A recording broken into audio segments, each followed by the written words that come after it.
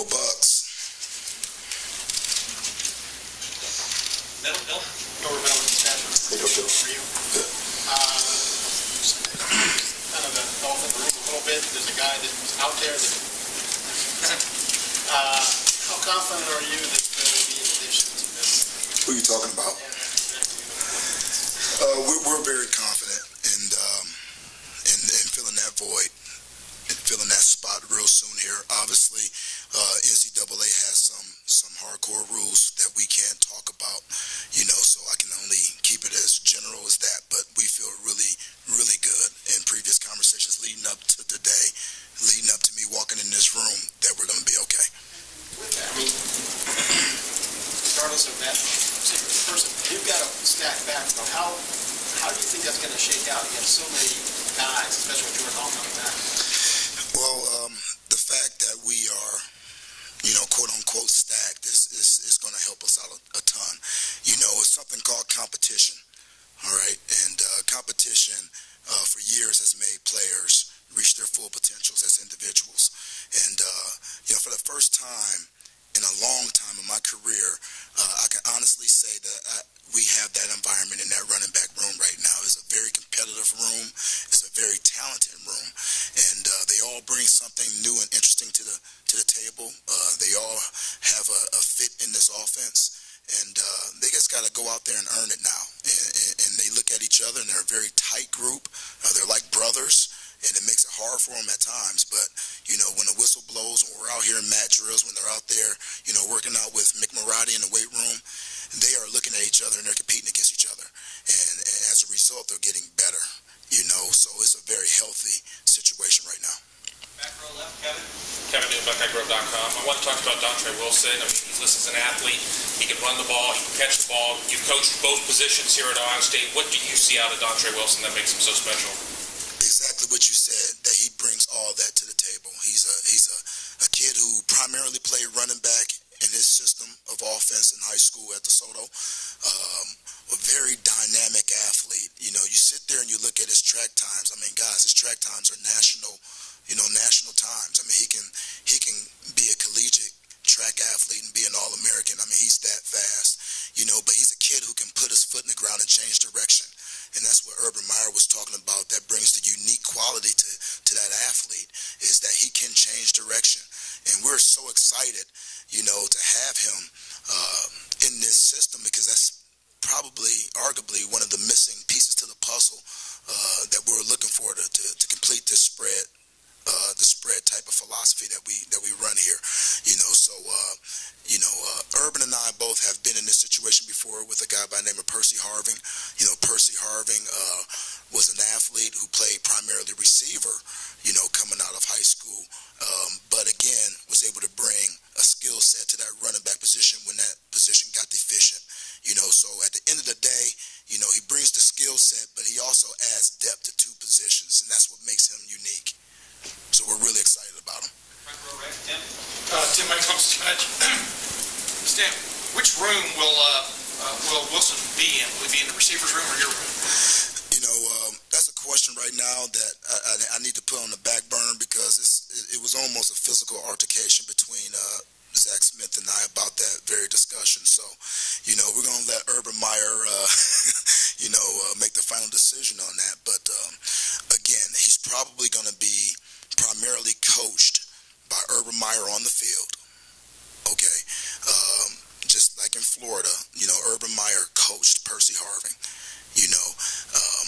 and because of what we're asking of that hybrid position, we can't stop, a group progression of a drill or whatever it may be on the football field to hone in on one individual skill set that's unique to the system. So, Urban Meyer kind of takes on that role a little bit, where he gets the game plan and all that stuff implemented and installed. It's going to be unique, but he's probably going to be in both rooms. Talk real quick about, you just talked about the pieces y'all got. Maybe they'll come to fruition this year, maybe it'll be next year, but just getting those kind of pieces, what does it do from a thinking standpoint in that offensive room about where you can go from here, so to speak? Well, it just allows you to be so versatile, formationally, allows you to be so versatile with your personnel and being able to put people in different spots to do different things. It allows us to, and on the other side of it, stay in one personnel grouping and be able to, attack you a lot of different ways, simply speaking. So we were a little bit one-dimensional this year because we didn't have that piece. We were a little bit more of a power, quarterback run football team, and we were pretty good, obviously.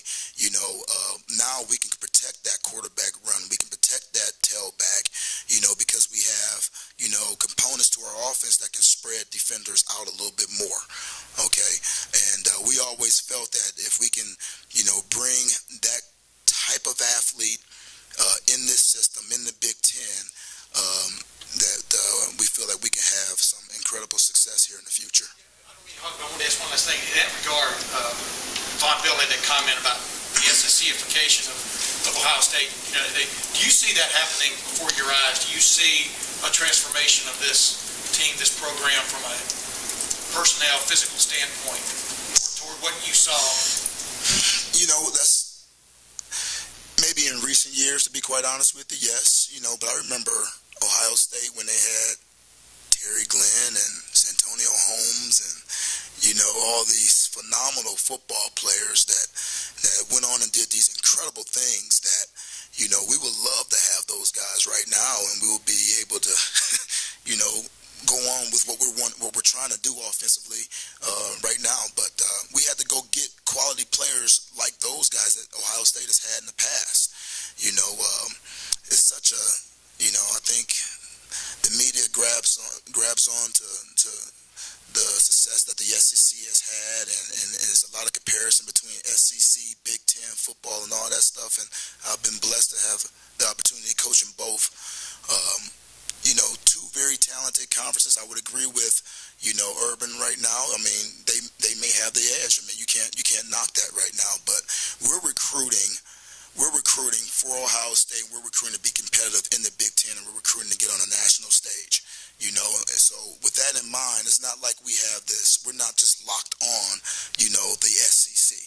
We're locked on that crystal ball and whatever it takes. And if we got to go anywhere in the country to go get a kid to make that work for us, and that's what we're going to do.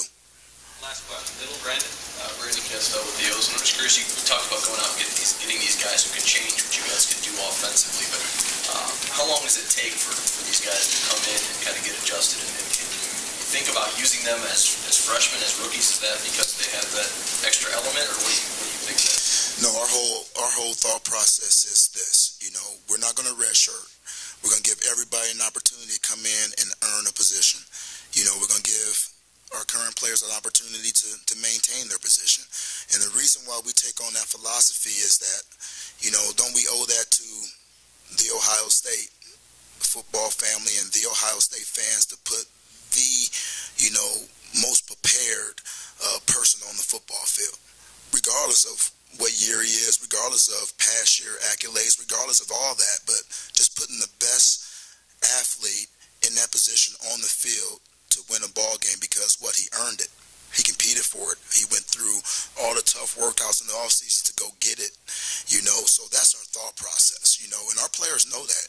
I tell my running backs every year before we go out in spring recruiting, I am getting ready to go to try to out-recruit this room, and they look at me. I don't know if they really believe that, but I am dead serious when we tell these kids this. We are trying to out-recruit our current football players. So in their mind, they're like, no, you're not. I'm about to go prove to you that you can't. And the guys coming in their mind, they're like, well, I have an opportunity to go get it. So let me let my personality all the way out and let me go get it. So that makes a whole entire team better. And at the end of the day, we're all fighting for the same thing. Coach, thank you. How difficult is it to identify that guy? Which you said you talked about not having necessarily those guys on the roster last year, at least healthy. How difficult is it to find those guys? Quite honestly, the great athlete sticks out like a sore thumb. All right, now the intangibles is what makes it tough.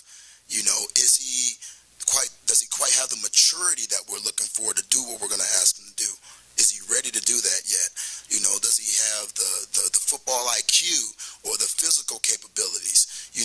the intangibles may force a kid on the field early or not, but the actual skill set of the athlete, that elite athlete that we're going for, sticks out like a sore thumb. Thank you very much. Thank you.